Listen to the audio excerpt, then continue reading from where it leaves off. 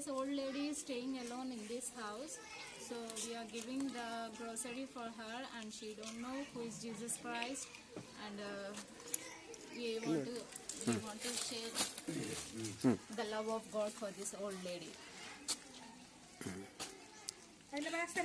ఎప్పుడైనా యేసుప్రభుని తెలుసుకున్నావా నువ్వు?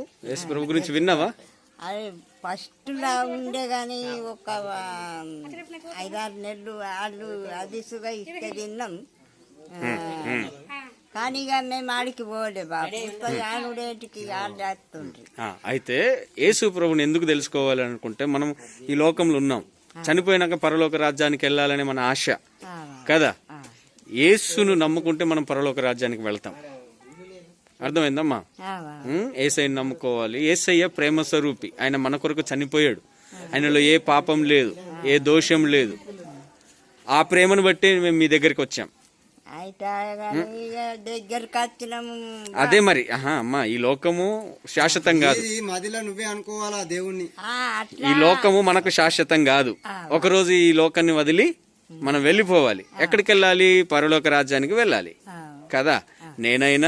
నేను ఇప్పుడు యవనంలో ఉన్నా, నాది కూడా గ్యారంటీ లేదు, ఎవరిది గ్యారంటీ ఈ లోకంలో లేదు. మనం అందరం వదిలి వెళ్ళిపోవాలి. మరి వెళ్ళేటప్పటికి ఎక్కడికి వెళ్ళాలి? మనం స్వర్గానికి వెళ్ళాలి కాదా. మనం మంచి పనులు చేస్తే స్వర్గానికి వెళ్తాం, చెడ్డ పనులు చేస్తే నరకానికి. ఇక ఏమో కాదు, ఇక అది నిజమే. ఇక మనం తప్పు పని చేసినాక ఇంకా మనకు శిక్ష తప్పుతుందా? కదా, తప్పదు కదా. మరి మంచి పని చేస్తే మంచి జరుగుతుంది గట్లా.